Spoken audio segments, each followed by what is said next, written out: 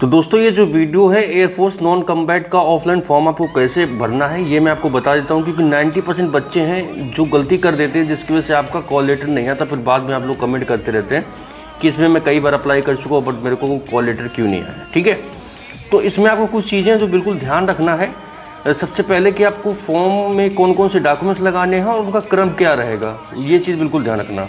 ठीक है, तो फॉर्म में आपको फ़ोटो कौन सा यूज़ करना है, आपको स्क्रीन में दिख रहा है इस तरीके से आपको अपना फ़ोटो बनवाना है, जिसमें आपको एक स्लेट लेना है। स्लेट में आपको अपना ऊपर नाम लिखना है, डेट ऑफ फोटोग्राफ लिखना है, डेट ऑफ बर्थ नहीं लिखना है। ठीक है, इस तरीके से फ़ोटो आपको चिपकाना है एक फॉर्म में, एक एडमिट कार्ड में। टोटल 2 फोटो आपको इसमें लगाने हैं। तो सबसे पहले आपको अपना फॉर्म रखना है, उसके नीचे एजुकेशनल सर्टिफिकेट, फिर करेक्टर सर्टिफिकेट और फिर एक आपको लिफाफा देना है इसमें छोटा वाला। ठीक है, जो एक छोटा वाला लिफाफा आता है उसमें आपका एडमिट कार्ड वापस आता है आपके घर में। उसमें आपको 10 रुपये का डाक टिकट चिपकाना है, उसमें आपको अपना नाम और एड्रेस लिखना है, क्योंकि उसी लिफाफे में ही आपका एडमिट कार्ड आपके घर में भेजा जाएगा। इस चीज़ को आप ध्यान रखना। ठीक है, तो लिफाफा जरूर रखें और एक आधार कार्ड की फ़ोटो कॉपी लगा दें। ये जितने भी डॉक्यूमेंट्स रहेंगे इन सबकी फ़ोटो कॉपी ही आपको इसमें लगाना है।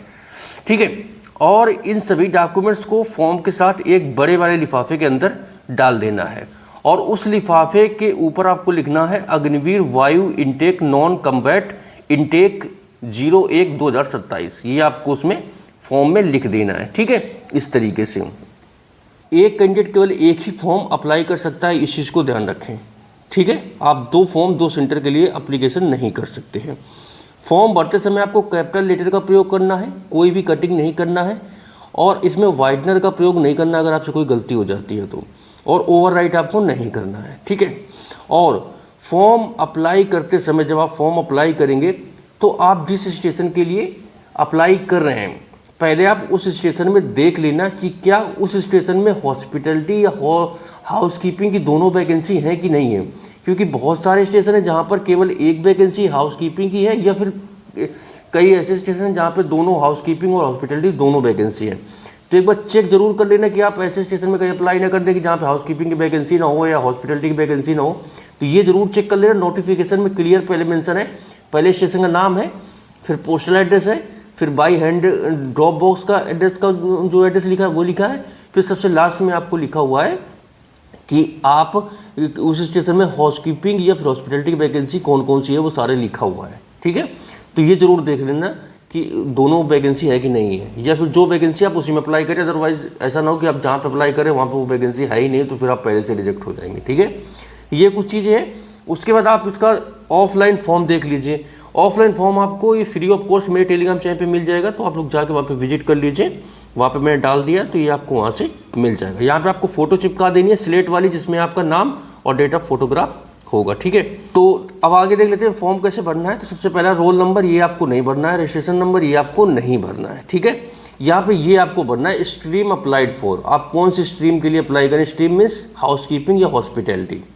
ठीक है, आपको अपना नाम भर देना है, आधार नंबर डाल देना है, फादर नेम, फादर आपके कौन से प्रोफेशन क्या काम करते हैं, mother name, date of birth.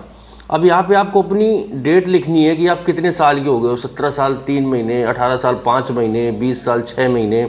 आपको डेट ऑफ बर्थ निकालना है और फिर लिखना है। ध्यान रहे आप लोग ये वाली डेट ऑफ बर्थ सही से लिखें, ये गलत मत करें। अगर आपकी ये गलत होगी तो फिर दिक्कत हो जाएगी। ठीक है, इसलिए सही से निकाल लें। अगर दिक्कत हो आप नीचे कमेंट कर देना, मैं निकाल के बता दूंगा। ठीक है, यहाँ पे आपको नेशनलिटी इंडियन, अनमैरिड और टैटू आपको नो करना है। अगर आपकी बॉडी में कोई टैटू हो तो यहाँ पे यस कर सकते हैं। ठीक है, और उसके बाद फिर आपको अगला यहाँ पे एड्रेस लिखना है, देख लीजिए।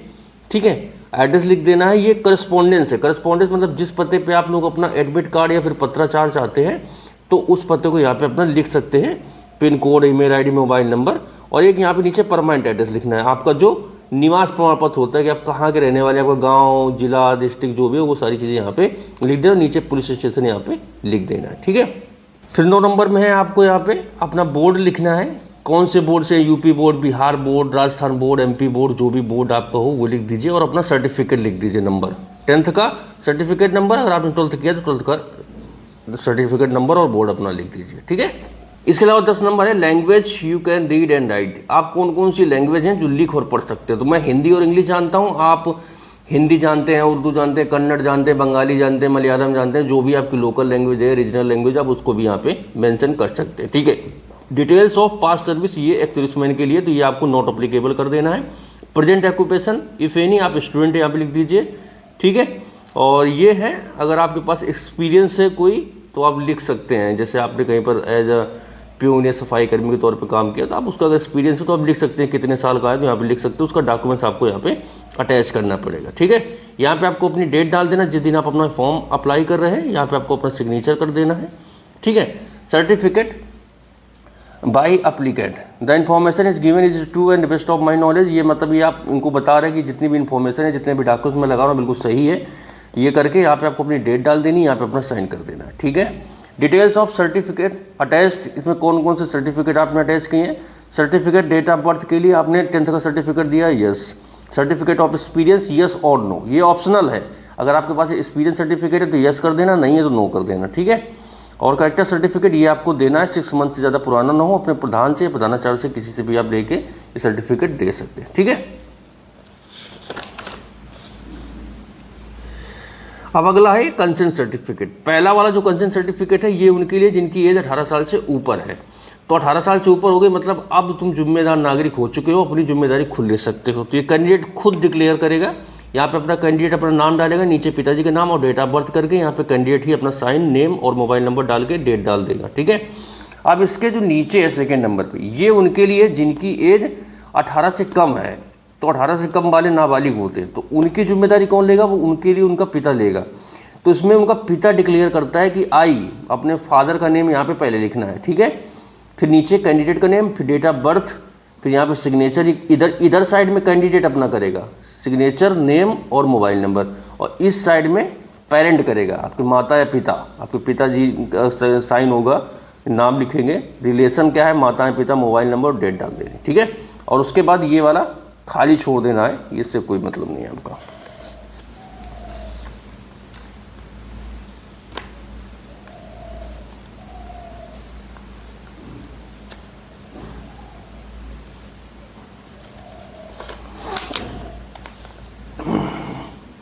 उसके बाद ये अगला है एडमिट कार्ड का। तो यहाँ पे एक आपको अपनी फोटो चिपका देना है, यहाँ पे स्ट्रीम, हॉस्पिटलिटी या हाउस कीपिंग एक आपको डालना है, या तो आप हॉस्पिटलिटी के लिए एप्लीकेशन कर सकते हैं या फिर हाउस कीपिंग के लिए, ठीक है। यहाँ पे आपको अपना नाम, आधार कार्ड नंबर, पिताजी का नाम, माताजी का नाम, एड्रेस यहाँ पे आपको लिख देना, अपना house number, village, police station जो भी है ये सारा। और ये 5, 6, 7, 8 ये आपको खाली छोड़ देना है, इसमें आपको कुछ भी नहीं करना। ये एडमिट कार्ड है, यही एडमिट कार्ड आपके घर में वापस भेजा जाता है अगर आपकी प्रोफाइल शॉर्टलिस्ट होती है तो। अब अगला क्वेश्चन ये आता है कि बहुत सारे बच्चे हमेशा कमेंट करते हैं कि सर मैं अप्लाई करता हूँ बट मुझे एडमिट कार्ड इसमें नहीं आता है। तो एज पर माई ऑब्जर्वेशन और जैसा कि मैंने पता किया है कि जिनके भाई 80% के ऊपर हों, कम से कम 75% या 70% के ऊपर, वही लोग इसमें अप्लाई करें। जिनके 60-65% नंबर है वो लोग अप्लाई ना करें, क्योंकि उनको कॉल बहुत मुश्किल आएगी। ऐसा कुछ लिखा नहीं है बट ऐसा होता है कि इसमें परसेंटेज बहुत मायने रखता है। तो बाकी आप लोग अपनी स्वेच्छा या फिर अपने रिस्क के अनुसार अप्लाई कर सकते हैं। जो मेरा ऑब्जर्वेशन है या फिर जो भी मुझे पता है मैंने आपको बता दिया, सारे इसमें परसेंटेज बहुत मायने रखता है। तो देख लीजिए, अगर आपका परसेंटेज है 75 या 70 के ऊपर तभी आप अप्लाई करें, बाकी आने के तो उसे 80 के वालों के ऊपर ही आता है। बाकी देख लीजिए आप लोग अपनी स्वेच्छा अनुसार, ठीक है। तो ये कुछ चीज़ें जिनको आपको ध्यान रखना है। और ये जो पोस्ट, ये मतलब फॉर्म है, ये आपको साधारण डाक के माध्यम से भेजना है, आपको स्पीड पोस्ट नहीं करना है, इस चीज़ को ध्यान रखना। अगर आप स्पीड पोस्ट करेंगे तो पहले से रिजेक्ट है। साधारण डाक करना है या फिर आप बाई हैंड जा सकते हैं, ड्रॉप बॉक्स जो होता है एयरपोर्ट स्टेशन में, वहाँ पे जाकर उसको ड्रॉप कर सकते हैं, ठीक है। 2 ऑप्शन है आपके पास, साधारण डाक या फिर वो। साधारण डाक के लिए कम से कम इसमें 10 दिन का समय लगेगा, 7 दिन का समय लगेगा। तो आप 17 तारीख इसमें लास्ट डेट है, तो कम से कम 10 अगस्त तक इसमें एप्लीकेशन आप लोग कर देना, ठीक है। इससे अगर लेट करेंगे फिर आपका नहीं पहुंच पाएगा, वो भी आपका रिजेक्ट हो जाएगा। तो यही कुछ सारे कारण बनते हैं जिनकी वजह से आपको फॉर्म रिजेक्ट हो जाता है। इन सारी चीज़ों को ध्यान रखें। बाकी अगर आपका परसेंटेज ठीक ठाक होगा तो आपका कॉल लेटर आ जाएगा। मेन जो इसमें कहानी होती है परसेंटेज की होती है, ठीक है। तो आशा करता हूँ चीज़ें समझ में आ गई होगी। बाकी अगर जानकारी ठीक लगी तो इस वीडियो को लाइक करें, चैनल को सब्सक्राइब करें। आप लोगों से जल्दी मिलेंगे नए वीडियो में नई जानकारी के साथ। तब तक के लिए जय हिंद, वंदे मातरम।